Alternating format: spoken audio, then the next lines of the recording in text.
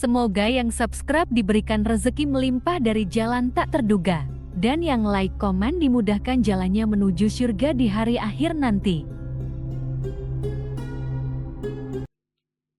Nabi Sulaiman alaihi salam adalah manusia terkaya sepanjang sejarah kehidupan manusia di muka bumi. Dalam beberapa kitab suci seperti Al-Quran, Alkitab, dan Injil, Nabi Sulaiman alaihi salam dijelaskan sebagai manusia terkaya yang pernah hidup di muka bumi. Tidak ada satupun manusia yang bisa mengalahkan total kekayaannya hingga hari kiamat tiba nanti. Para arkeolog telah menemukan situs peninggalan sejarah Islam yang mengungkap total kekayaan Nabi Sulaiman alaihi salam. Eres bin Yosef, profesor sekaligus peneliti, ia menyatakan bahwa 3000 tahun yang lalu Nabi Sulaiman alaihi salam diperkirakan memiliki kekayaan senilai 2,2 triliun US dollar. Apabila dikonversikan dengan nilai mata uang hari ini, dan jika dirupiahkan, nilainya setara dengan 32.891.870 triliun rupiah. Nabi Sulaiman memiliki beberapa mukjizat, di antaranya adalah dapat berbicara dengan bahasa binatang. Beliau dapat memerintah mereka untuk melakukan sesuatu. Beliau juga dapat mengendalikan besar kecilnya tekanan angin dan dapat mengatur ke arah mana angin akan berhembus. Sehingga dengan itu, Nabi Sulaiman dapat memanfaatkan angin sebagai kendaraannya dan juga kendaraan tentaranya. Nabi Sulaiman juga bisa melunakkan besi dan membentuknya menjadi pakaian perang yang anti tusukan senjata tajam. Nabi Sulaiman juga memimpin para jin. Mereka tunduk dan patuh pada perintah Nabi Sulaiman. Tidak hanya itu, setan dan iblis laknatullah yang merupakan makhluk pembangkang dapat dibuat tunduk bertekuk lutut pada perintah-perintah Nabi Sulaiman. Nabi Sulaiman bisa melakukan teleportasi, yaitu berpindah dari suatu tempat ke tempat yang lain dalam waktu singkat. Peristiwa tersebut dibuktikan dengan pemindahan singgasana Ratu Balqis atas perintah Nabi Sulaiman. Nabi Sulaiman juga dikenal sebagai raja yang adil dan bijaksana. Nabi Sulaiman diberkahi kecerdasan yang luar biasa untuk menyatupadukan segenap kekuatan yang Allah berikan kepadanya. Ia mengelola dan membawa kerajaannya menjadi kekuatan raksasa yang tak terkalahkan di masanya dengan segenap kemampuan yang dimilikinya. Tentara Nabi Sulaiman adalah tentara terkuat di bumi tanpa ada yang menandinginya. Pertanyaan dasar yang muncul kali ini adalah dari mana sumber kekayaan dan kekuatan Nabi Sulaiman alaihi salam? Sebelum saya melanjutkan, mohon bantu channel ini untuk terus berkembang dengan cara subscribe dan nyalakan tanda loncengnya. Berikan komentar yang positif dan berikan like serta share video ini. Semoga semua itu menjadi nilai amal jariah karena telah membantu mensiarkan kisah-kisah Islam pada masyarakat Islam dan dunia. Bismillahirrahmanirrahim. Sungguh kami benar-benar telah menganugerahkan ilmu kepada Daud dan Sulaiman. Keduanya berkata, segala puji bagi Allah yang melebihkan kami dari kebanyakan hamba-hambanya yang mukmin. Sulaiman telah mewarisi Daud dan dia berkata, wahai manusia, kami telah diajari untuk memahami bahasa burung dan kami dianugerahi segala sesuatu. Sesungguhnya semua ini benar-benar karunia yang nyata. Quran Surat An-Naml ayat 15-16. Nabi Sulaiman mewarisi Nabi Daud dalam sisi kenabian dan kekuasaan, bukan mewarisi harta, karena para nabi tidak mewariskan harta. Sepeninggalan mereka, harta para nabi menjadi sedekah bagi orang-orang yang ada di sekitar mereka, yaitu orang-orang fakir dan orang-orang yang membutuhkan. Allah telah memilihnya sebagai nabi dari kalangan Bani Israel.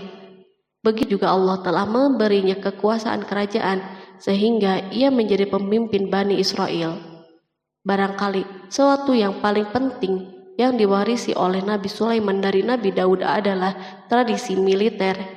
Kemajuan militer yang dahsyat telah berpindah kepada Nabi Sulaiman. Nabi Daud sebenarnya adalah seorang penggembala kambing yang sangat miskin, tapi seiring dengan perjalanan waktu, ia menjadi komandan pasukan yang tiada tanding. Perubahan keadaan ini adalah sebagai bentuk ilham dari Allah Subhanahu wa Ta'ala dan sebagai dukungan darinya. Daud mengetahui bahwa kekuatan yang hakiki yang mengatur alam semesta adalah kekuatan Allah Subhanahu wa Ta'ala. Kehadiran Nabi Daud mengubah keadaan pasukan Bani Israel, di mana mereka sebelumnya lari jika berhadapan dengan musuh, maka kini keberadaan mereka mulai diperhitungkan. Di masa hidupnya, Daud mengalami peperangan yang sangat banyak, namun Al-Quran tidak menceritakan secara terperinci akan hal tersebut. Dan kami kuatkan kerajaannya. Quran Surat Shad ayat 20. Ayat tersebut berarti bahwa Daud belum pernah terkalahkan dalam peperangan yang diikutinya. Di samping dukungan yang Allah Subhanahu wa Ta'ala berikan kepada Daud, juga pasukannya dan rakyatnya, di mana mereka adalah orang-orang yang bertauhid dan menyerahkan diri kepada Allah Subhanahu wa Ta'ala. Allah Subhanahu wa Ta'ala mengungkapkan kepada Daud hal-hal yang menjadikan pasukannya memiliki keistimewaan yang dengannya mereka dapat mengalahkan pasukan-pasukan yang lain yang ada di bumi saat itu. Allah Subhanahu wa Ta'ala berfirman, dan kami telah melunakkan besi untuknya. Quran Surat Saba ayat 10. Sebenarnya baju besi yang dibuat untuk orang-orang yang hendak berperang cukup mengganggu gerakan mereka. Kita bisa membayangkan ketika ada dua orang yang berperang, yang satunya dapat bergerak dengan bebas, sementara yang lain tidak leluasa bergerak. Namun dengan kekuasaan Allah, Nabi Daud dapat melunakkan besi dan dapat membuat darinya baju besi yang ringan. Ini adalah kemajuan penting yang Allah berikan kepada Daud dan tentaranya. Kemajuan ini kini dimiliki oleh Nabi Sulaiman. Demikianlah Sulaiman memiliki pasukan yang dahsyat yang melebihi pasukan manapun di bumi saat itu. Bahkan Allah Subhanahu wa Ta'ala menambah karunia-Nya kepada Nabi Sulaiman. Dan Sulaiman telah mewarisi Daud dan dia berkata, "Hai manusia, kami telah diberi pengertian tentang suara burung dan kami diberi segala sesuatu. Sesungguhnya ini benar-benar suatu karunia yang nyata." Quran Surat An-Naml ayat 16. Pada suatu hari, Nabi Sulaiman menengadahkan tangannya dan berdoa kepada Allah Subhanahu wa Ta'ala. Antara hati Nabi dan Allah tidak ada penghalang, tidak ada jarak, tidak ada sekatan waktu, dan tak ada seorang pun dari para nabi yang berdoa kepada Allah kecuali doanya pasti terkabul. Kejernihan hati ketika mencapai puncak tertentu, maka ia akan menggapai apa saja yang diinginkan di jalan Allah Subhanahu wa Ta'ala. Dalam doanya Nabi Sulaiman berkata, "Ya Tuhanku, ampunilah aku dan anugerahkanlah kepadaku kerajaan yang tidak dimiliki oleh seorang pun sesudahku." Quran Surat Shad ayat 35. Sulaiman menginginkan dari Allah Subhanahu wa Ta'ala suatu kerajaan yang belum pernah diperoleh oleh siapapun setelahnya. Allah Subhanahu wa Ta'ala mengabulkan doa hambanya Nabi Sulaiman dan memberinya kerajaan tersebut.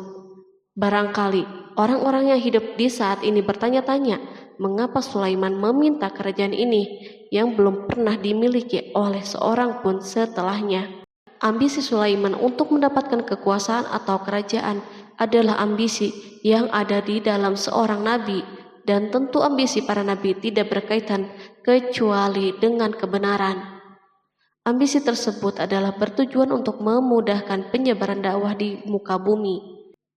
Nabi Sulaiman sama sekali tidak cinta kepada kekuasaan ataupun ingin menunjukkan kesombongan. Namun beliau ingin mendapatkan kekuasaan untuk memerangi kelaliman yang menyebar di muka bumi. Perhatikanlah kata-kata Nabi Sulaiman kepada Balqis ketika beliau berdialog dengannya. Dan ketika Balqis datang, ditanyakanlah kepadanya, "Serupa inikah singgasanamu?" Dia menjawab, "Seakan-akan singgasana ini singgasanaku, kami telah diberi pengetahuan sebelumnya dan kami adalah orang-orang yang berserah diri. Quran Surat An-Naml ayat 42. Demikianlah kata-kata Sulaiman yang bijaksana, kata-kata yang membenarkan permintaannya untuk memiliki kekuasaan dan kekuatan. Sulaiman telah mengerahkan semua kemuliaan dan kekuasaannya dalam rangka menegakkan agama Allah Subhanahu wa Ta'ala dan menyebarkan Islam. Nabi Sulaiman mewarisi kekuasaan, kenabian, hikmah ilmu dari Daud. Orang-orang menyebut Sulaiman Al-Hakim atau Sulaiman yang bijaksana. Kebijaksanaan Nabi Sulaiman tidak terbatas pada keadilannya di tengah-tengah manusia dan kasih sayangnya kepada mereka. Namun kebijaksanaan Sulaiman juga berlaku di kalangan burung dan binatang-binatang lainnya. Nabi Daud juga mengenal bahasa burung, tetapi Sulaiman dapat berbicara dengan bahasa burung. Bahkan ia dapat menjadikannya sebagai pembantunya. Ketika Nabi Daud bertasbih, maka gunung-gunung dan burung-burung serta binatang buas pun ikut bertasbih bersamanya. Bahkan angin pun berhenti untuk mendengar tasbih ini. Sedangkan Nabi Sulaiman, Allah Subhanahu wa Ta'ala memberinya karunia lebih dari itu, di mana binatang-binatang buas tunduk padanya, begitu juga angin dan burung. Allah Subhanahu wa Ta'ala berfirman, dan sesungguhnya kami telah memberi ilmu kepada Daud dan Sulaiman, dan keduanya mengucapkan, segala puji bagi Allah yang melebihkan kami dari kebanyakan hamba-hambanya yang beriman. Dan dia berkata, hai manusia, kami telah diberi pengertian tentang suara burung, dan kami diberi segala sesuatu. Sesungguhnya semua ini benar-benar karunia yang nyata. Quran Surat An-Naml ayat 15-16. Nabi Sulaiman mampu mendengar bisikan semut yang berbicara dengan sesama mereka. Bahkan ia mampu memerintahkan semut tersebut sehingga semut itu taat kepada perintahnya. Pasukan Nabi Sulaiman memiliki kekuatan yang sangat dahsyat di dunia. Belum pernah ada di dunia suatu pasukan yang memiliki kekuatan seperti ini. Kekuatan Nabi Sulaiman berasal dari beberapa kombinasi yang sangat mengagumkan, sehingga karenanya ia tidak dapat tertandingi. Kekuatan itu terdiri dari manusia, jin, dan burung. Kita mengetahui bahwa jin adalah makhluk Allah Subhanahu wa Ta'ala dan manusia tidak mampu untuk melihatnya atau menghadirkannya atau meminta pertolongannya. Sedangkan Sulaiman telah diberi Allah Subhanahu wa Ta'ala kemampuan untuk menundukkan jin. Bahkan ia mampu menjadikan mereka sebagai pekerja-pekerja kasar di kerajaannya saat itu, saat tidak ada peperangan. Ketika ada pasukan lain yang mencoba melawan pasukan ini, maka mustahil mereka akan merasakan kemenangan. Bahkan pasukan Sulaiman juga diperkuat oleh pasukan burung. Burung di pasukan Sulaiman memerankan tugas yang sangat penting, yaitu sebagai badan intelijen. Kita mengetahui bahwa peranan informasi saat peperangan sangatlah penting. Dari informasi tersebut, pasukan dapat mengetahui keadaan musuhnya. Demikianlah peranan burung pada pasukan Sulaiman. Ia terbang di tengah-tengah musuh, kemudian ia kembali kepada Sulaiman untuk menyampaikan berita tentang keadaan musuhnya. Di samping jin dan burung, Allah Subhanahu wa Ta'ala juga menundukkan angin untuk Sulaiman. Nabi Sulaiman dapat memerintahkan angin dan ia mampu menaiki angin bersama tentaranya. Pasukan Sulaiman juga terdiri dari pasukan udara pada saat di mana tak seorang pun memimpikan untuk terbang di udara. Barangkali mukjizat ini yang Allah Subhanahu wa Ta'ala berikan kepada Sulaiman menjadi sebab kejayaan militernya sehingga pasukannya tidak tertandingi. Allah Subhanahu wa Ta'ala berfirman, dan dihimpunkan kepada Sulaiman tentaranya dari jin, manusia, dan burung, lalu mereka diatur dengan tertib dalam barisan. Quran Surat An-Naml ayat 17. Kemudian kami tundukkan kepada angin yang berhembus dengan baik menurut kemana saja yang dikehendakinya. Dan kami tundukkan pula kepadanya setan-setan, semuanya ahli bangunan dan penyelam, dan setan yang lain yang terikat dalam belenggu. Inilah anugerah kami, maka berikanlah kepada orang lain atau tahanlah untuk dirimu sendiri dengan tiada pertanggungan jawab. dan sesungguhnya dia mempunyai kedudukan yang dekat pada sisi kami dan tempat kembali yang baik. Quran Surat Shad ayat 30-40. Di samping senjata udara yang Allah Subhanahu wa Ta'ala berikan kepada Sulaiman, Allah Subhanahu wa Ta'ala juga memberikan kemampuan yang tak seorang pun dari para nabi mendapatkannya, yaitu kemampuan untuk memerintah setan. Setan adalah salah satu bagian dari jin. Ia adalah kelompok yang celaka dari bangsa jin. Kelompok ini sebenarnya tidak mampu dikuasai oleh manusia. Bahkan jin soleh pun tidak dapat mengatur mereka. Adapun Sulaiman, Allah Subhanahu wa Ta'ala memberinya kekuasaan untuk menundukkan setan dan mempekerjakannya, bahkan mengikatnya dengan rantai serta menghukumnya jika menentang perintahnya. Setan membangun untuk Sulaiman istana dan patung-patung dan alat-alat perang. Bahkan setan-setan itu menyelam di dasar lautan untuk mengeluarkan permata dan yakut untuk Sulaiman. Jika ada di antara setan yang menentang perintahnya, maka Nabi Sulaiman mengikatnya dengan rantai. Ini semua menunjukkan kekayaan Sulaiman dan kekuasaannya, di mana ia mampu mengatur banyak makhluk di dunia. Tentu kemampuan itu atas izin Allah sebagai mukjizat darinya. Allah Subhanahu wa Ta'ala berfirman, dan sebagian dari jin ada yang bekerja di hadapannya di bawah kekuasaannya dengan izin Tuhannya, dan siapa yang menyimpang di antara mereka dari perintah kami, maka kami rasakan kepadanya azab neraka yang apinya menyala-nyala. Para jin itu membuat untuk Sulaiman apa yang dikehendakinya dari gedung-gedung yang tinggi, patung-patung, dan piring-piring yang besarnya seperti kolam dan periuk yang tetap berada di atas tungku. Quran Surat Saba ayat 12. Nabi Sulaiman yang bijaksana adalah penguasa yang tak tertandingi di muka bumi. Meskipun memperoleh nikmat yang khusus dan agung ini yang Allah Subhanahu wa Ta'ala berikan kepada Nabi Sulaiman, beliau tetap menunjukkan sebagai manusia yang paling banyak berzikir kepadanya dan manusia yang paling banyak bersyukur di zamannya. Allah Subhanahu wa Ta'ala berfirman tentang Sulaiman, Sulaiman sebaik-baik hamba, sesungguhnya dia amat taat kepada Tuhannya. Quran Surat Shad ayat 30. Nabi Sulaiman selalu mendirikan sholat, puasa, tasbih, dan mengungkapkan rasa cinta yang dalam. Hamba yang kembali adalah hamba yang menuju Allah Subhanahu wa Ta'ala. Waktu sholat bagi Sulaiman adalah waktu yang sangat penting, sehingga ketika datang waktu itu, maka beliau tidak bisa disibukkan dengan hal yang lain. Sulaiman mengetahui penyakit kuda dan ia mampu berbicara dengan bahasa kuda. Bahkan kuda itu pun mentaati perintah Nabi Sulaiman. Allah Subhanahu wa Ta'ala juga memberikan kenikmatan lain atas Sulaiman. Allah Subhanahu wa Ta'ala berfirman, dan kami alirkan cairan tembaga baginya. Quran Surat Saba ayat 12. Al-Kihtir adalah tembaga yang dicairkan. Sebagaimana Allah Subhanahu wa Ta'ala memberikan nikmat atas ayahnya Daud di mana ia mampu melunakkan besi, dan Allah Subhanahu wa Ta'ala mengajarinya bagaimana cara mencairkannya, maka Sulaiman pun memanfaatkan tembaga yang cair untuk peperangan dan di saat perdamaian.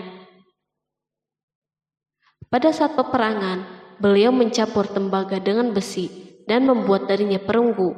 Mereka menggunakan senjata-senjata perunggu dalam peperangan seperti pedang, baju besi, dan pisau. Senjata-senjata ini adalah senjata yang paling kuat di saat itu. Sedangkan di saat perdamaian, tembaga digunakan untuk membuat bangunan, patung, dan sebagainya. Meskipun Nabi Sulaiman mendapatkan nikmat yang besar dan karunia yang khusus, Allah Subhanahu wa Ta'ala mengujinya dengan suatu ujian yang akan selalu datang pada seorang hamba. Ketika hamba itu mendapatkan kedudukan yang besar, maka ujiannya pun menjadi besar. Allah Subhanahu wa Ta'ala menguji Sulaiman dengan penyakit. Allah Subhanahu wa Ta'ala berfirman, dan sesungguhnya kami telah menguji Sulaiman dan kami jadikan dia tergeletak di atas kursinya sebagai tubuh yang lemah karena sakit. Kemudian ia bertaubat.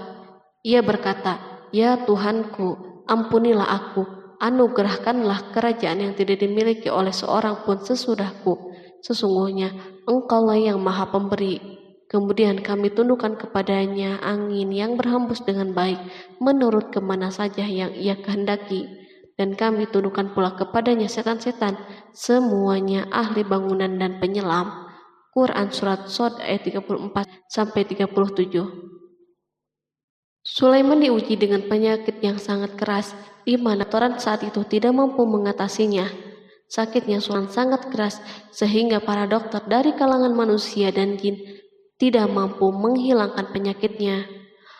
Lalu burung-burung menghadirkan rumput-rumput yang dianggapnya sebagai obat, tetapi Sulaiman pun belum juga sembuh.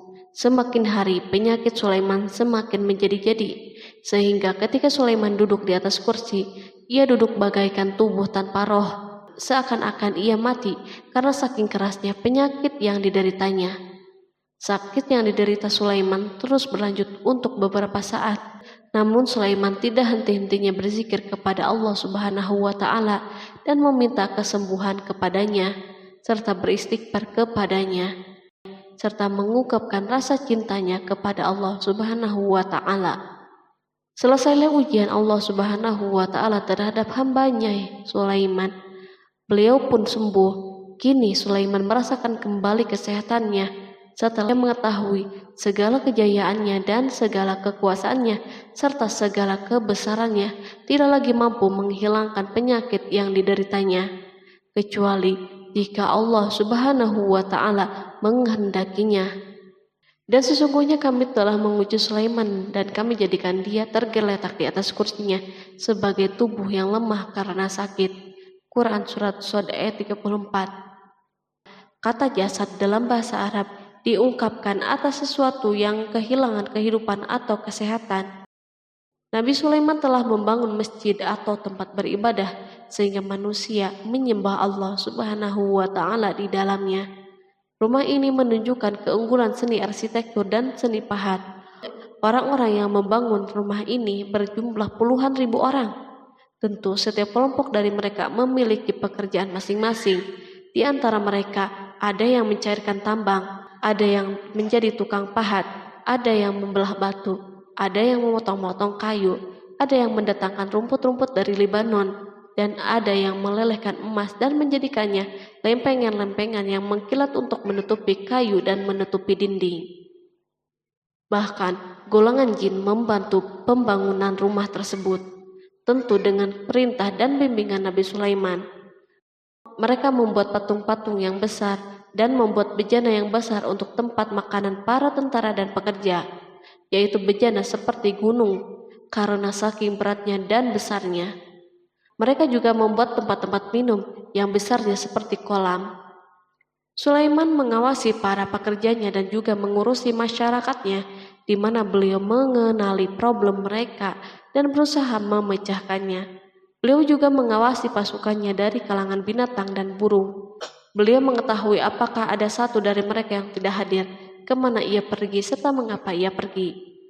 Nabi Sulaiman bukan hanya mengetahui problem tentaranya dari kalangan manusia dan tentaranya dari kalangan burung, namun ia juga menunjukkan kasih sayangnya terhadap semut, di mana beliau mendengar bisikannya dan tidak suka untuk menginjaknya. Pada suatu hari, ia berjalan di depan tentaranya dan tiba-tiba ia mendengar suara semut yang berkata kepada teman-temannya dari kalangan semut. Hingga apabila mereka sampai di lembah semut, berkatalah seekor semut, "Masuklah ke dalam sarang-sarangmu agar kamu tidak terinjak oleh Sulaiman dan tentaranya." Sedangkan mereka tidak menyadari. Maka dia tersenyum karena mendengar perkataan semut itu, dan ia berdoa, "Ya Tuhanku, berilah aku ilham untuk tetap mensyukuri nikmat-Mu yang telah Engkau anugerahkan kepadaku dan kepada kedua orang ibu dan bapakku, dan untuk mengerjakan amal soleh yang Engkau ridhoi, dan masukkanlah aku dengan rahmat-Mu ke dalam golongan hamba-hamba-Mu yang soleh." Quran Surat An-Naml ayat 18-19. Sulaiman mendengarkan pembicaraan semut itu, lalu beliau tersenyum karena mendengar pembicaraannya. Apa yang dibayangkan oleh semut kecil itu? Meskipun Sulaiman mendapatkan kekuasaan dan memiliki tentara yang besar, namun beliau menunjukkan kasih sayang terhadap semut. Beliau mendengar bisikannya dan melihat semut yang ada di depannya. Oleh karena itu, tidak mungkin baginya untuk menginjaknya. Sulaiman bersyukur kepada Allah Subhanahu wa Ta'ala yang telah memberinya nikmat, yaitu nikmat rahmat dan nikmat kasih sayang. Di samping itu, Sulaiman orang yang paling kaya di dunia, di mana istananya terbuat dari kayu-kayu gaharu yang memiliki bau yang harum, dan istananya terbuat dari emas dan terkadang dari kristal. Beliau juga memiliki kursi besar yang dibuat dari emas dan permata. Istana Sulaiman merupakan istana yang paling besar di dunia. Sulaiman menggunakan pakaian dari emas dan permata. Meskipun demikian, Sulaiman tetap menunjukkan sebagai hamba yang berserah diri dan rendah diri kepada Allah Subhanahu wa Ta'ala dan kepada manusia. Nabi Sulaiman yang merendahkan dirinya di hadapan Allah, dan ia selalu sujud kepada Allah sebagaimana ayahnya yang selalu bertasbih kepada Allah. Sulaiman selalu melantunkan lagu-lagu cinta ilahi dan hanya memuji Allah Subhanahu wa Ta'ala. Pada suatu hari, Nabi Sulaiman mengeluarkan perintahnya kepada pasukan untuk bersiap-siap. Sulaiman keluar memeriksa pasukannya satu demi satu. Pasukannya diteliti. Kelompok yang pertama adalah kelompok manusia. Sulaiman memerintahkan kesiapan mereka, lalu Sulaiman mengeluarkan perintah-perintahnya. Kemudian Sulaiman memerintah kelompok jin dan menyampaikan perintah-perintahnya. Beliau memenjarakan jin yang tampak bermalas-malasan saat bekerja. Lalu ia memeriksa binatang dan berkata pada mereka, apakah mereka sudah makan dengan baik dan tidur dengan nyenyak? Apakah ada yang mengadu kepadanya, misal karena penyediaan makanan yang tidak layak? Apakah di sana ada yang sakit dan sebagainya? Ketika Sulaiman merasa puas dengan semuanya, Sulaiman memasuki tenda tempat berkumpulnya burung. Belum lama, Sulaiman memasuki tenda tersebut dan mengamati keadaan di sekitarnya, sehingga ia mengetahui burung yang tidak hadir yaitu hudhud. Dan dia memeriksa burung-burung lalu berkata, mengapa aku lihat hudhud? Quran Surat An-Naml ayat 20. Burung-burung yang lain tampak terdiam sebagai tanda penghormatan dan akan mendengarkan apa yang akan dikatakan pemimpin mereka Sulaiman. Beliau mengarahkan pandangannya kepada semua burung dan tidak menemukan hudhud di antara mereka. Tak seekor burung pun yang mengetahui keberadaannya. Sulaiman mulai menampakkan kemarahannya. Apakah dia termasuk yang tidak hadir? Quran Surat An-Naml ayat 20.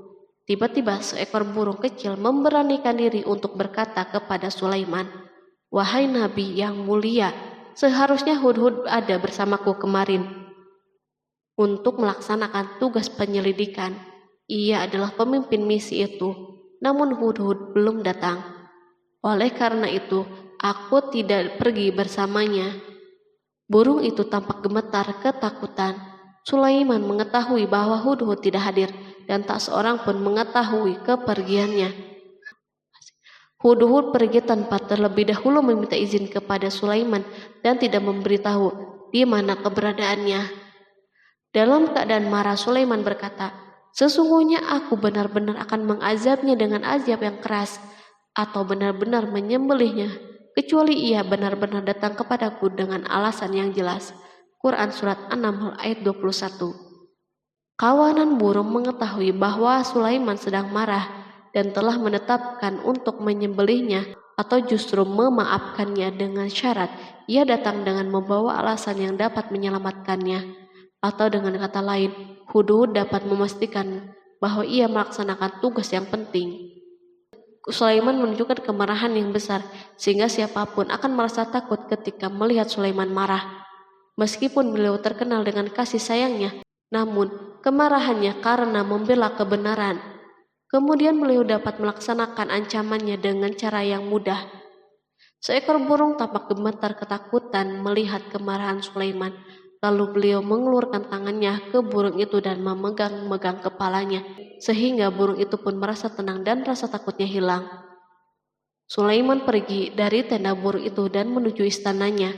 Sulaiman masih memikirkan keadaan hudhud. Seharusnya hudhud menjadi bagian penting dari badan intelijen. Apakah ia pergi untuk menyingkap sesuatu, atau apakah ia pergi hanya untuk bermain-main? Sulaiman telah memperhatikan dan mengetahui bahwa Hudhud adalah seekor burung yang cerdik dan juga fasih berbicara. Terkadang Sulaiman mendapati Hudhud sedang bermain-main dan menunda pekerjaannya. Sulaiman melihatnya dan Hudhud memahami bahwa ini tidak benar, sebab ia tidak boleh mencampur adukan antara waktu serius dan waktu bermain. Akhirnya, tidak lama setelah kepergiannya, Hudhud tiba di tenda burung. Burung-burung yang lain berkata kepadanya, "Pergilah engkau ke tempat tuan kita Sulaiman.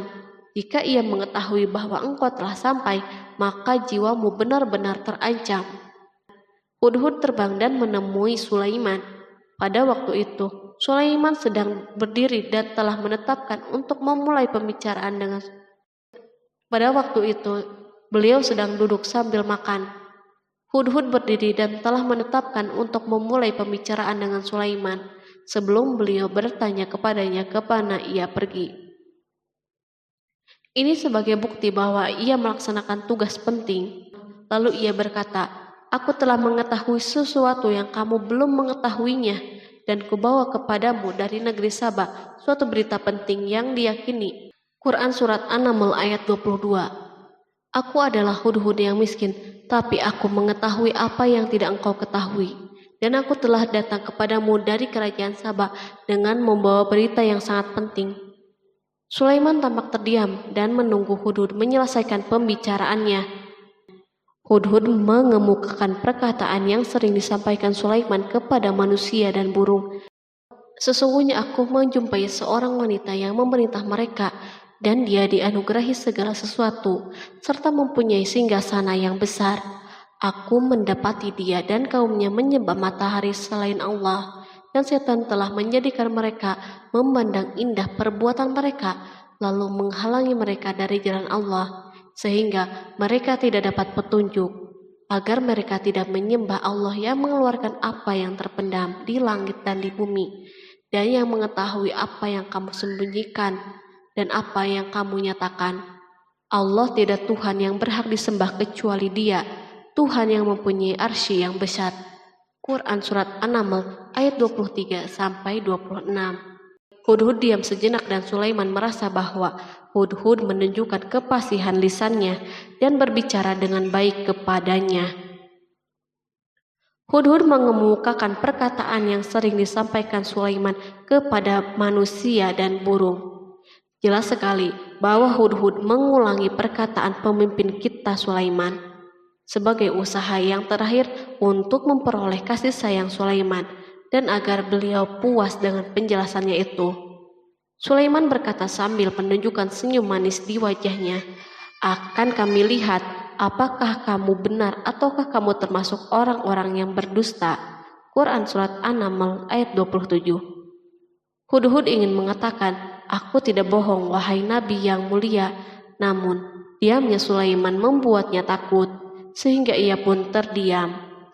Sulaiman terdiam karena berpikir, lalu memutuskan sesuatu. Setelah itu, beliau mengangkat kepalanya dan meminta secari kertas dan pena.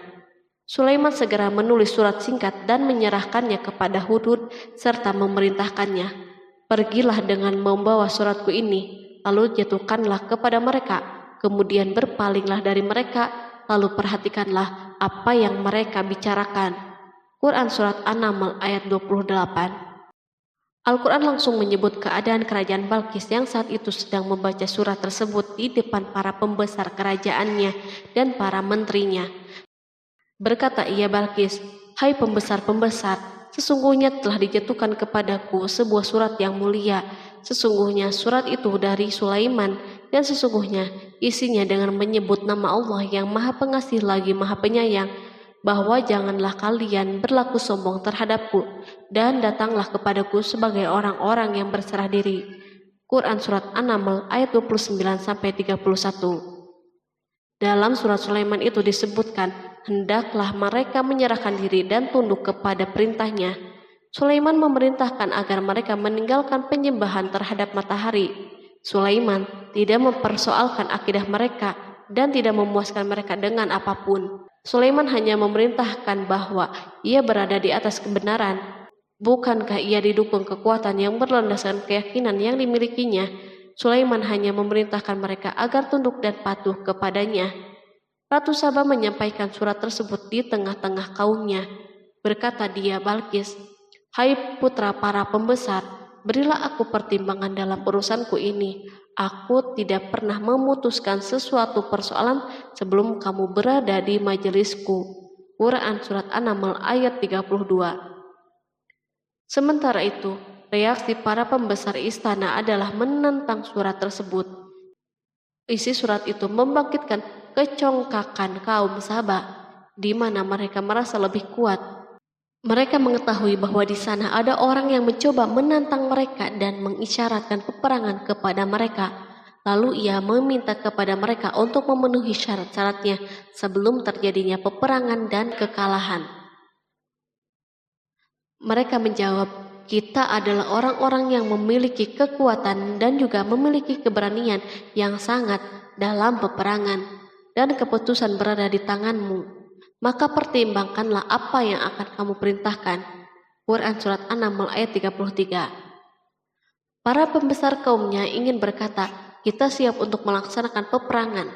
Tampaknya ratu memiliki kebijakan yang lebih baik daripada pembesar kaumnya. Surat Sulaiman itu membuatnya berpikir lebih jernih dan hati-hati. Ia berusaha sebisa mungkin menghindari peperangan. Ratu itu berpikir dalam tempo yang lama. Nama Sulaiman tidak diketahuinya, dan ia pun belum pernah mendengarnya. Oleh karena itu, ratu tidak mengetahui kekuatannya. Boleh jadi Sulaiman memiliki kekuatan yang dahsyat sehingga mampu memerangi kekuasaannya dan mengalahkannya. Kemudian ratu memperhatikan apa yang ada di sekelilingnya.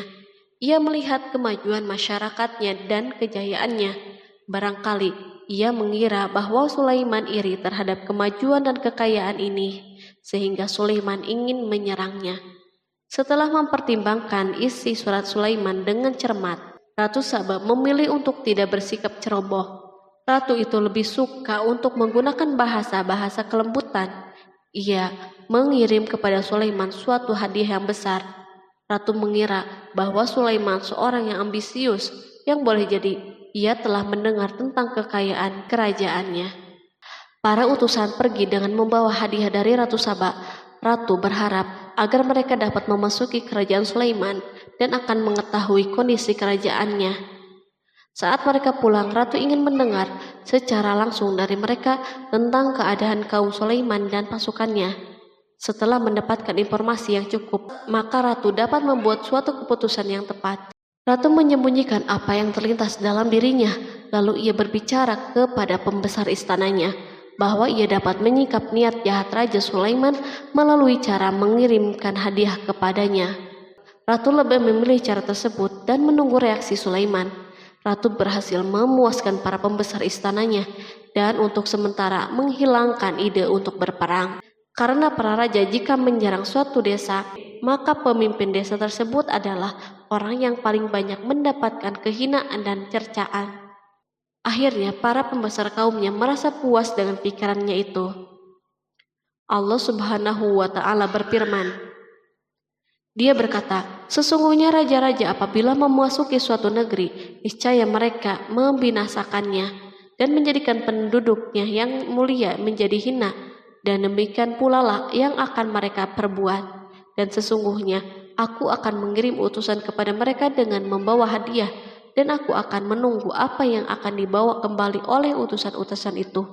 Quran Surat An-Naml ayat 34-35. Kemudian sampailah hadiah Ratu Balkis kepada Nabi Sulaiman. Para badan intelijennya memberitahunya bahwa para utusan Balkis datang dengan membawa hadiah. Sulaiman langsung mengetahui bahwa ratu itu sengaja mengirim orang-orangnya untuk mengetahui atau mendapatkan informasi tentang kekuatannya. Lalu setelah itu, ia mengambil keputusan atau sikapnya kepada Sulaiman. Sulaiman segera memanggil semua pasukannya untuk berkumpul. Utusan Balkis segera memasuki istana Sulaiman yang dipenuhi dengan pasukan besar yang bersenjata. Tiba-tiba, utusan Balkis tampak tercengang ketika melihat kekayaan mereka dan harta mereka yang tidak ada apa-apanya dibandingkan dengan kerajaan Sulaiman. Hadiah mereka tampak tidak berarti. Emas yang mereka bawa tampak tidak berarti saat mereka memasuki istana Sulaiman yang terbuat dari kayu-kayu pohon gaharu yang mengeluarkan bau yang harum serta dihiasi dengan emas. Para utusan Balkis berdiri bersama Sulaiman dan menyaksikan bagaimana Sulaiman mengendalikan pasukannya. Kemudian mereka mulai berpikir tentang kekuatan dan kualitas pasukan Sulaiman. Betapa kagetnya mereka ketika melihat di tengah-tengah pasukan itu terdapat singa, burung, dan tentara dari kalangan manusia yang mampu terbang. Mereka pun sadar bahwa mereka dihadapkan pada pasukan yang tiada taranya. Selesailah demonstrasi pasukan Sulaiman. Kemudian para utusan itu dipersilahkan maju ke tempat hidangan makanan. Para utusan itu sangat terkejut ketika melihat berbagai macam makanan dari penjuru bumi ada di depannya. Dan di antara makanan itu pun terdapat makanan yang biasa ditemukan di negeri mereka. Tetapi mereka melihat bahwa makanan itu memiliki rasa yang istimewa. Selain itu, piring-piring yang ada di depan mereka dan dijadikan tempat makanan terbuat dari emas dan mereka dilayani oleh laki-laki yang berhias dengan emas. Ratu mereka pun tidak mengenakan hiasan itu. Di meja makan terdapat burung, ikan laut, dan berbagai macam daging yang mereka tidak mampu lagi membedakannya. Sulaiman tidak makan bersama mereka, tetapi beliau makan dengan menggunakan piring yang terbuat dari kayu. Beliau memakan roti yang kering yang dicampur dengan minyak. Inilah makanan yang dipilihnya. Sulaiman makan bersama mereka dalam keadaan diam. Mereka merasa bahwa kehadiran Sulaiman menciptakan suatu kewibawaan yang luar biasa. Selesailah jamuan makanan itu. Lalu dengan sangat malu mereka menyerahkan hadiah Ratu Balkis kepada Sulaiman. Hadiah itu berupa emas, yang bagi mereka hadiah itu sangat bernilai. Tetapi di sini hadiah ini tampak kecil di hadapan kekayaan yang sangat mengagumkan. Sulaiman memperhatikan hadiah ratu itu dan berkata, maka tatkala utusan itu sampai kepada Sulaiman, Sulaiman berkata, apakah patut kamu menolong aku dengan harta? Maka apa yang diberikan Allah kepadaku lebih baik daripada apa yang diberikannya kepadamu. Tetapi kamu merasa bangga dengan hadiahmu. Quran Surat An-Naml ayat 36. Raja Sulaiman menyingkap dengan kata-katanya yang singkat itu penolakannya terhadap hadiah mereka. Ia memberitahu utusan itu bahwa ia tidak menerima hadiah tersebut. Ia tidak merasa puas dengan hadiah itu. Yang membuatnya puas hanya, janganlah kalian berlaku sombong terhadapku dan datanglah kepadaku sebagai orang-orang yang berserah diri. Lalu Sulaiman kembali berkata dengan pelan, kembalilah kepada mereka. Sesungguhnya kami akan mendatangi mereka dengan bala tentara yang mereka tidak kuasa melawannya. Dan pasti kami akan mengusir mereka dari negeri itu Saba dengan terhina dan mereka menjadi tawanan-tawanan yang hina. Quran Surat An-Naml ayat 37. Sulaiman meninggalkan para utusan ratu itu setelah terlebih dahulu mengancam mereka. Para utusan itu mengharap agar Sulaiman mau menunggu kunjungan dari Ratu Balkis yang akan membawa misi perdamaian. Akhirnya sampailah para utusan Balkis ke negeri Saba. Mereka segera menuju istana ratu. Mereka memberitahu bahwa negeri mereka ada di ujung tanduk. Mereka menceritakan kepada ratu kekuatan Sulaiman dan tidak mungkin bagi mereka mampu melawannya. Mereka meyakinkan Balkis bahwa ia harus mengunjunginya dan melihat sendiri. Kemudian ratu menyiapkan dirinya untuk pergi menuju kerajaan Sulaiman. Sulaiman duduk di kursi kerajaan di tengah-tengah para pembesarnya dan para menterinya, serta para komandan pasukan. Sulaiman mengetahui bahwa Balkis menuju tempatnya. Balkis dikelilingi rasa takut. Sulaiman berpikir sejenak tentang bagaimana matahari disembah. Ia memikirkan bagaimana informasi yang diterima badan intelijennya tentang kemajuan kerajaan Balkis dalam bidang kesenian dan ilmu pengetahuan. Sulaiman bertanya kepada dirinya sendiri, apakah kemajuan menjadi penghalang untuk mengetahui kebenaran? Apakah ratu itu gembira dengan kekuatan yang dicapainya? Dan ia membayangkan bahwa kekuatan adalah segalanya. Dengan kemajuan yang dimilikinya, Sulaiman ingin membuat kejutan agar ratu mengetahui bahwa Islam yang diyakini oleh Sulaiman adalah satu-satunya yang mampu mendatangkan kemajuan dan kekuatan yang hakiki. sehingga ia dapat membandingkan antara keyakinannya dalam menyembah matahari beserta kemajuan yang dicapainya dan keyakinan Sulaiman juga beserta kemajuan yang diraihnya. Para intelijen Sulaiman telah memberitahunya bahwa hal yang sangat disegani dan dikagumi oleh kaum Balkis adalah singgasana Ratu Balkis. Singgasana itu terbuat dari emas dan batu mulia. Singgasana tersebut dijaga oleh para penjaga yang sangat disiplin, di mana mereka tidak pernah lalai sedikit pun. Oleh karena itu, sangat tepat bila Sulaiman menghadirkan singgasananya di sini, di kerajaannya, sehingga ketika ratu tiba, maka ia dapat duduk di atasnya. Sulaiman ingin membuat kejutan kepadanya dan menunjukkan bahwa kemampuannya tersebut yang berlandaskan pada keislamannya. Sulaiman melakukan yang demikian itu dengan harapan agar si ratu tunduk kepadanya. Ide ini terlintas dalam diri Sulaiman, lalu ia mengangkat kepalanya dan menoleh kepada anak buahnya. Berkatalah Sulaiman, "Hai para pembesar, siapakah di antara kamu sekalian yang sanggup membawa singgasananya kepadaku sebelum mereka datang kepadaku sebagai orang-orang yang berserah diri?" Quran Surat An-Naml ayat 38.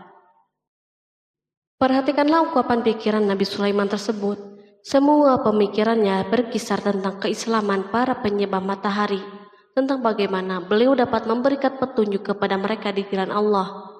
Yang pertama menjawab pertanyaan Sulaiman itu adalah Ifrit dari kalangan jin, yang Allah Subhanahu wa Ta'ala telah menundukkan mereka kepada Sulaiman. Berkatalah Ifrit yang cerdik dari golongan jin, "Aku akan datang kepadamu dengan membawa singgasana itu sebelum kamu berdiri dari tempat dudukmu. Sesungguhnya aku benar-benar kuat untuk membawanya lagi dapat dipercaya." Quran Surat An-Naml ayat 39. Sulaiman berdiri dari tempat duduknya setelah 1 atau 2 jam. Namun jin itu berjanji kepadanya untuk menghadirkan singgasana Balkis sebelum itu. Istana Sulaiman berada di Palestina, sedangkan istana Balkis terletak di Yaman. Jarak antara singgasana tersebut dan singgasana Sulaiman lebih dari ribuan mil. Barangkali pesawat yang cepat sekalipun yang kita kenal hari ini tidak akan mampu membawa dan mendatangkan istana itu dalam waktu 1 jam. Tetapi masalahnya di sini berhubung dengan kekuatan jin yang misterius. Sulaiman tidak mengomentari sedikit pun terhadap apa yang dikatakan oleh Ifrit dari kalangan jin. Tampak ia menunggu tanggapan lain yang mampu menghadirkan singgasana Balkis yang lebih cepat dari itu. Sulaiman menoleh kepada seorang yang di sana yang duduk di atas naungan. Berkatalah seseorang yang mempunyai ilmu dari Alkitab, "Aku akan membawa singgasana itu kepadamu sebelum matamu berkedip." Maka tatkala Sulaiman melihat singgasana itu terletak di hadapannya, ia pun berkata, "Ini termasuk karunia Tuhanku untuk menguji aku, apakah aku bersyukur atau mengingkari akan nikmatnya.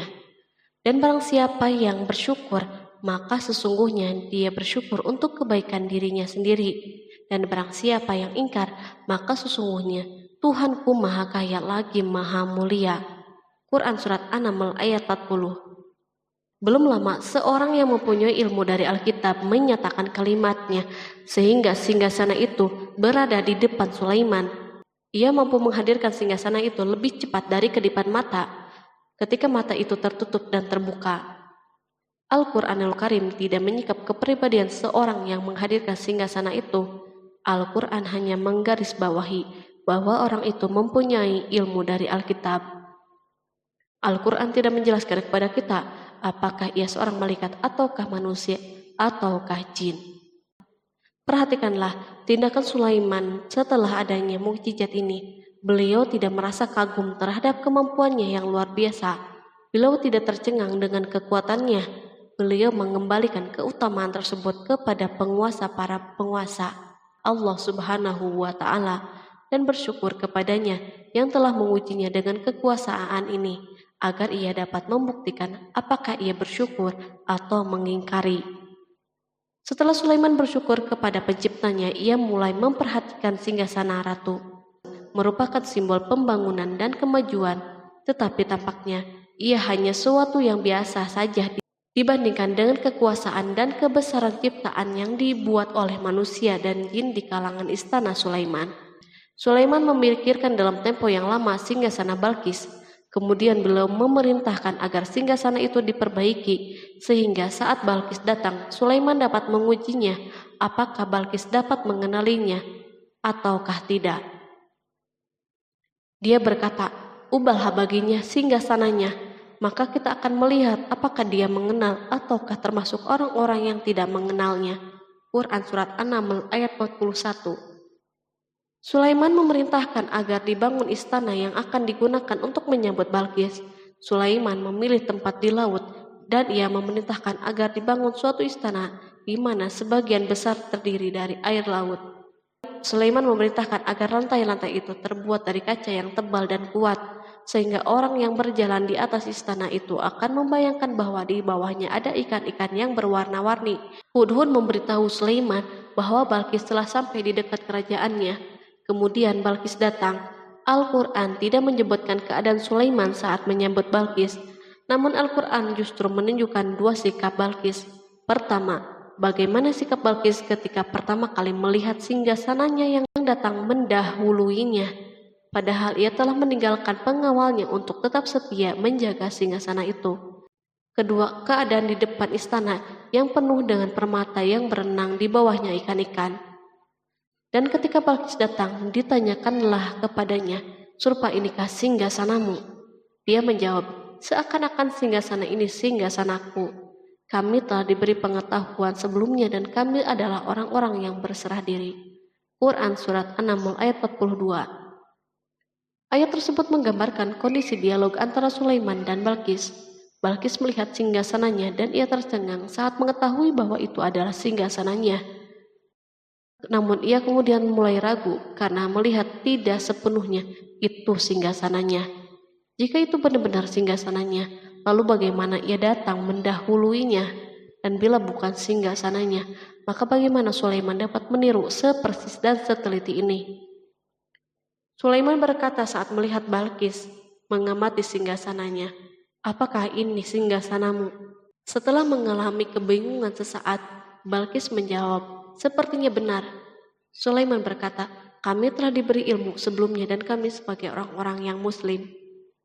Melalui pernyataan itu, Sulaiman ingin mengisyaratkan kepada Balkis agar ia membandingkan antara keyakinannya beserta ilmu yang dicapainya dan keyakinan Sulaiman yang muslim beserta pengetahuan yang diraihnya. Penyembahan terhadap matahari dan pencapaian ilmu yang dicapai oleh Balkis tampak tidak ada apa-apanya dibandingkan dengan ilmu Sulaiman dan keislamannya.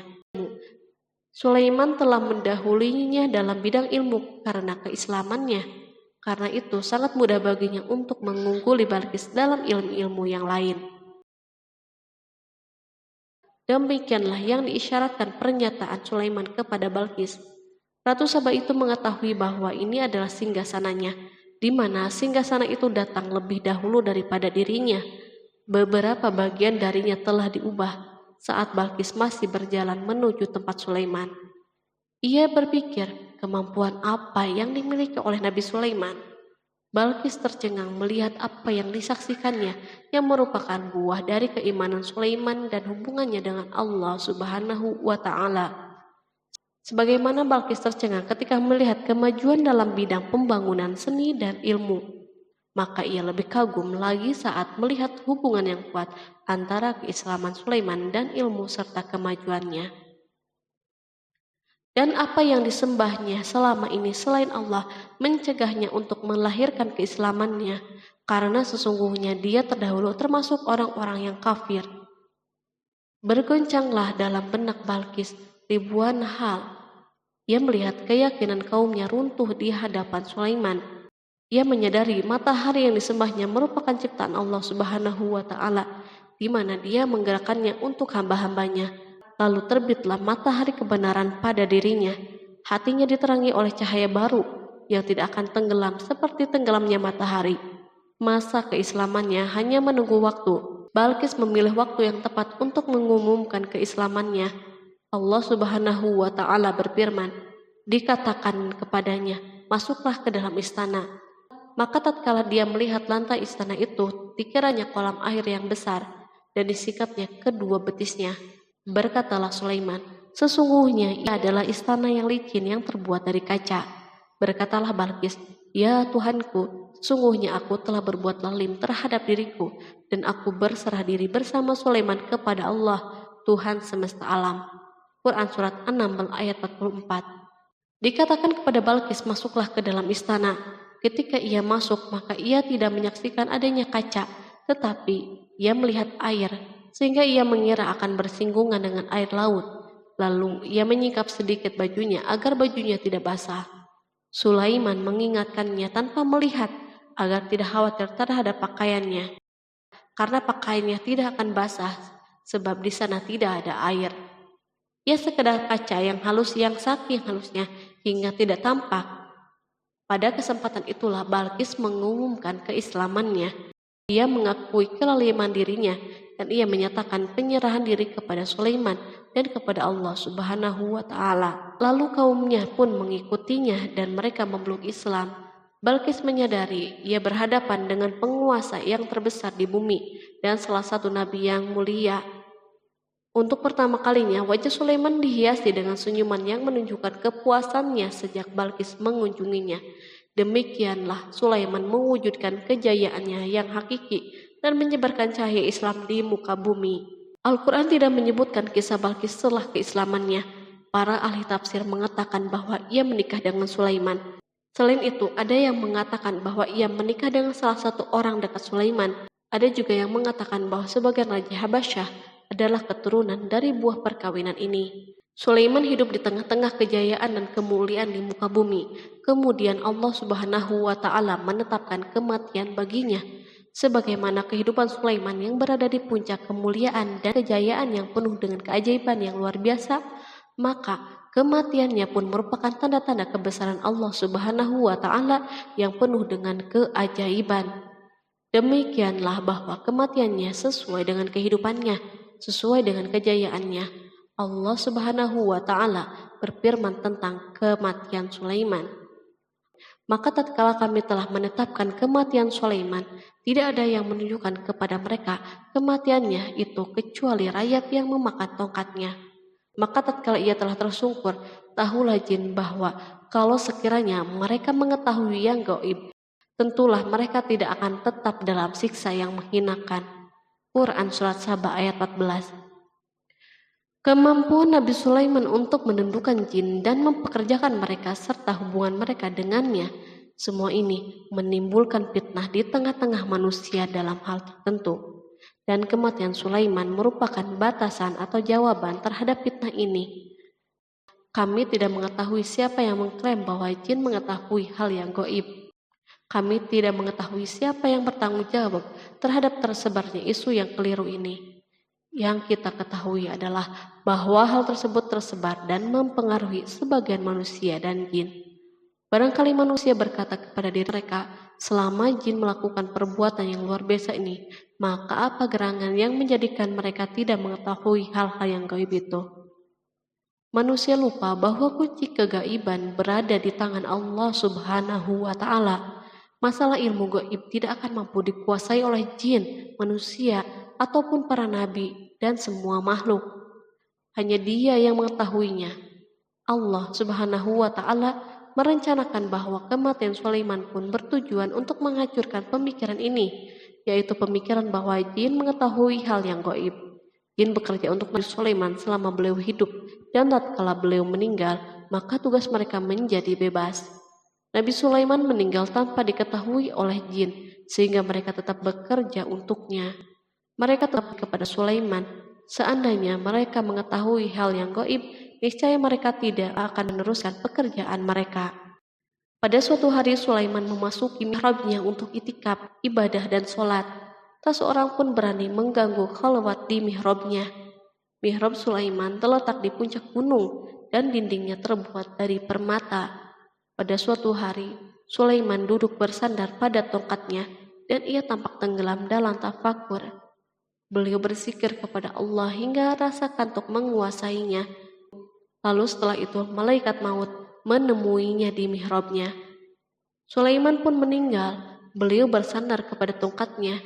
Jin melihatnya dan mengira bahwa beliau sedang sholat.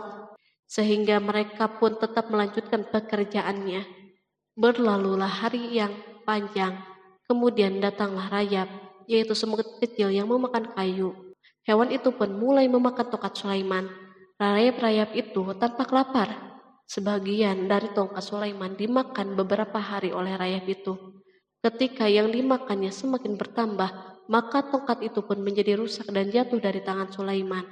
Tubuh mulia itu kehilangan keseimbangan dan terhempas di bumi. Tatkala tubuh suci itu tersungkur, maka manusia segera menuju ke sana. Mereka menyadari dan mengetahui bahwa Nabi Sulaiman telah meninggal dalam waktu yang sangat lama. Jin menyadari bahwa mereka tidak mengetahui hal-hal yang gaib, dan manusia pun mengetahui hakikat ini. Seandainya jin mengetahui hal yang gaib, niscaya tidak akan meneruskan siksa yang hina. Mereka tidak akan bekerja. Demikianlah Nabi Sulaiman meninggal dalam keadaan duduk dan sholat di mihrabnya. Lalu berita itu tersebar bagaikan api di bumi. Manusia, burung dan binatang buas mengantarkan jenazah Nabi Sulaiman. Sekawanan burung tampak sedih dan menangis. Semua makhluk bersedih. Akhirnya, tak seorang pun mengetahui bahasa burung di bumi. Meninggallah seorang yang memahami pembicaraan burung.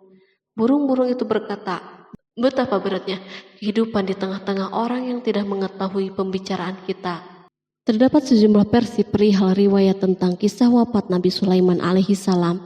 Salah satunya hadis yang diriwayatkan oleh Al-Hafiz Ibnu Asakir dalam tafsir Ibnu Katsir. Hadis ini disebut mendekati kebenaran kisah wafatnya Nabi Sulaiman. Seperti yang dikutip dari buku Kisah Para Nabi oleh Imam Ibnu Katsir. Menurutnya, Nabi Sulaiman alaihissalam meninggal dalam keadaan berdiri. Berdirinya beliau ini adalah sedang melakukan sholat dan bersandar pada tongkatnya. Diketahui Nabi Sulaiman dikenal terbiasa menyendiri di dalam Masjid Baitul Maqdis. Durasinya bahkan dalam kurun waktu yang tidak biasa, yakni bisa hingga 1 atau 2 bulan, hingga 1 atau 2 tahun. Untuk sajian makanan dan minumannya selalu dibawakan oleh para setan yang masih tergabung dalam salah satu jenis jin. Hingga suatu ketika mereka membawakan makanan dan minuman seperti biasa, namun tidak mengetahui bahwa Nabi Sulaiman telah wafat. Pada hari wafatnya, Nabi Sulaiman mendatangi sebuah pohon yang tumbuh di Baitul Maqdis. Atas izin Allah, Nabi Sulaiman pun berbincang dengan pohon tersebut dan menanyakan nama serta fungsi dari dirinya. Pohon ini bernama Kharubah. Nabi Sulaiman pun bertanya padanya, "Apakah kegunaanmu?" Pohon Kharubah ini pun menjawab, "Aku tumbuh untuk meruntuhkan masjid ini." Lalu Nabi Sulaiman pun berkata, "Allah tidak mungkin meruntuhkan masjid ini selama aku masih hidup. Itu artinya kamu tumbuh untuk mengabarkan kematianku." Lalu Nabi Sulaiman pun mencabut pohon tersebut dan menanamnya di dinding miliknya. Setelah itu, Nabi Sulaiman masuk ke dalam mihrab dan melakukan sholat dengan bersandar pada tongkatnya. Sejumlah sumber juga mengatakan tongkat tersebut berasal dari pohon Kharubah yang sempat dicabutnya sebelumnya. Kemudian Nabi Sulaiman pun menemui ajalnya hingga tidak diketahui oleh setan yang bekerja untuknya sekalipun. Kisah ini diceritakan dalam firman Allah melalui surat Saba ayat 14. Kalangan jin dan setan pun mulai mengetahui kabar kematian Nabi Sulaiman setelah rayap memakan tongkat sebagai penopangnya hingga rapuh. Nabi Sulaiman meninggal berdiri dan bersandar pada tongkatnya. Matanya dalam keadaan terbuka dan fisiknya tidak berubah bentuk. Bahkan tidak ada bau yang muncul dari jenazah tersebut. Ternyata peristiwa wafat ini merupakan jawaban dari doa Nabi Sulaiman alaihissalam sendiri. Ia pernah memohon pada Allah Subhanahu wa Ta'ala agar kematiannya dapat dijadikan pembelajaran bagi umat manusia, bahwa para jin sekalipun tidak mengetahui hal yang gaib. Bahkan mereka pun tidak mengetahui kapan mereka akan menemui ajal dan mendapatkan rezeki. Untuk itu, kisah Nabi Sulaiman yang meninggal dalam keadaan berdiri ini diharapkan menjadi pesan agar manusia tidak menjadikan setan, iblis, atau bangsa jin sebagai tempat menyembah atau teman mereka. Wallahu a'lam bishawab.